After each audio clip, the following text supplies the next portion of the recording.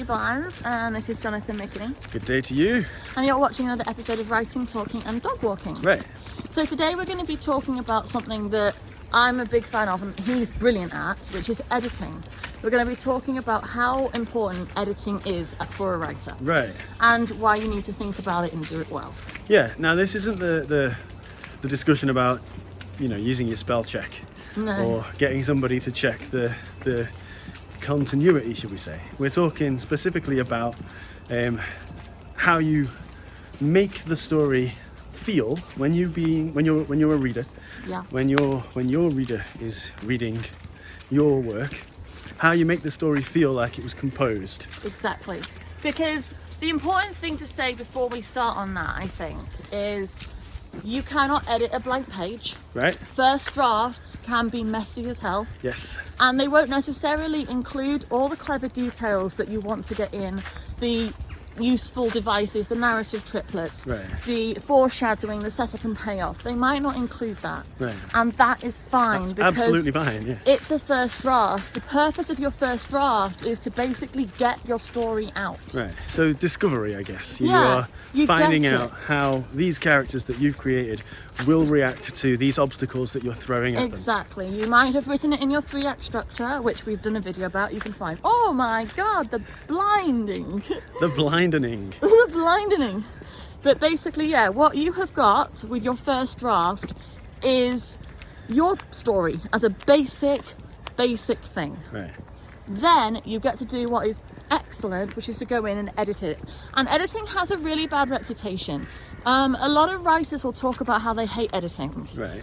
And, oh no, I'm in the editing stage, editing hell. And that is a really common perception. I don't share that. And I think that we can, with this video possibly, help people cure that pain. Well, hopefully, because for me editing is the best part. I kind of get stuck in the discovery bit because that's when I'm like, this does feel like a series of random and unconnected events. Yeah. And I'm trying to constantly pull more creativity out of myself. My next book right now. Well, right. Not right at this very second. I'm talking to you people. But I'm in the process of editing my new novel. Right. And I'm finding it to be a brilliant experience because I feel like I'm taking the bare bones of my story and breathing life into it. Yeah. Because I am taking it, I'm enhancing, I'm developing, I'm clarifying, I'm weaving in clever beats. So we talked about how you can put in the clever narrative devices during your editing process. So right. I got stuck and I wanted something that represented my character Ivy Rhodes. I wanted something that represented her journey through the story, but that wasn't like an obvious, and now she was happy ever after. Right. That's not real, that's not life. But I wanted something to show the journey she's been on. So we talked, because he is an expert, and I came up with a little Molly. You came up with a little Molly. A little Molly. And nobody saw it coming, but it really fixed the problem. I gave my character Ivy a matchstick house. Right. So when she was a child and she wanted to make houses for a living, she built a house out of matchsticks. And she's carried it with her whole life, and it's always been like a symbol of her dreams and her childhood ambitions. And I planted it 3 times through my story, this house, to represent the journey she has been on, how she responds to that matchstick house, how people around her respond to that matchstick house. And it means that when you get to the end of the story and this matchstick house finds its resting place in life. In that story, it feels like with the first and second instances, you open a wound. Yeah, exactly. A vulnerability, if you like, that she has this unfulfilled longing. Exactly. So you launch that wound, I suppose. You open that wound. Yeah. Then you poke it in the second instance. Exactly. So that when you heal it in the third, it's satisfying. It's cathartic. Exactly. And it's a small thing that we wouldn't necessarily notice if you hadn't thought about it. Yeah. But when you do read it, it has the impact. Yeah.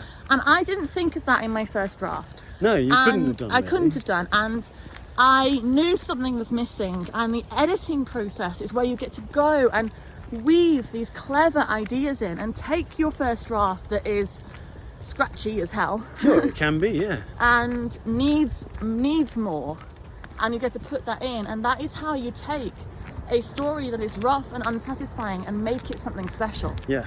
So if you can learn to look at editing as this experience of elevation, right? Yeah, exactly, and find the fun in learning how to put these notes in, and looking out for bits in your writing that you can use to elevate your story. Yeah.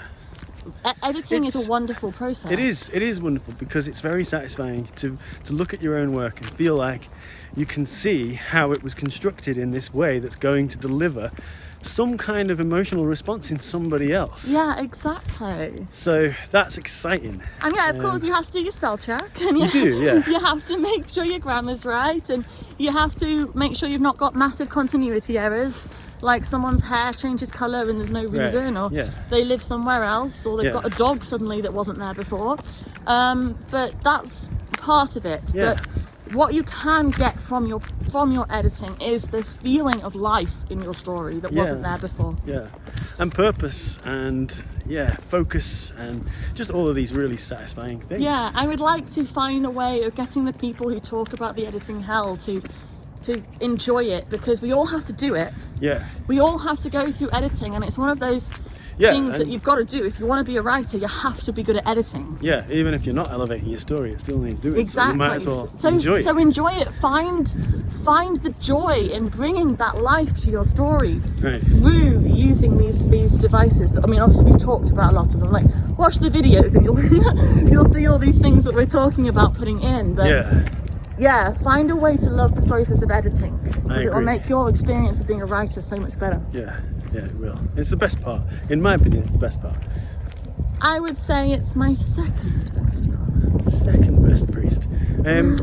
Well, good. What's your favourite then? My favourite is coming up with my story initially. Right, okay, cool. Because once I've got an idea for a story, and I'm like, this is my character, and this is what I want them to, the journey I want to send them on. Yeah. Then I get I and I can't sleep, and I'm writing it in bed when I'm lying awake at 3 in the morning, and I'm imagining, and I get thoroughly overexcited by the first stage of writing a story. This is why we're good together, because your most exciting part is the beginning, mine is the end. So not the beginning end of the story, but the process. Yeah. Yeah. So yeah, thank you very much for watching our video on editing. I hope that we are going to be able to help you find the love of this process. And as I say, watch these videos, because we're doing loads of them on the different ways you can do this in your editing process that will make your story better and make your audience have a better experience of it, and hopefully make you have a better experience of doing it yourself. Is right. So drop us a comment below if you have any writing things you want us to talk about, and we will try and do a video on every idea that we get. In time. Yeah. And if you could do me a massive favour and like this video and subscribe to our channel, we can keep them bringing you the writing advice you want. Yeah, we can. Also, what else? Find us on Twitter. I'm Judy Ann Rose, and he's John. I just bashed you on, didn't I? That's all right. He's not Judy. I'm Judy Ann Rose, and she's John Mick. And you can find us over there, and we're always talking about writing and what we're doing. Also, if you go to sirenstories.co.uk, you'll find all examples of our work over there that you can read and watch, etc. And also there's details on our new film that we'll be making in January called Hollowhood. Right. So come find that, see what we're doing, and we'll talk to you soon. Awesome. Bye. Bye-bye.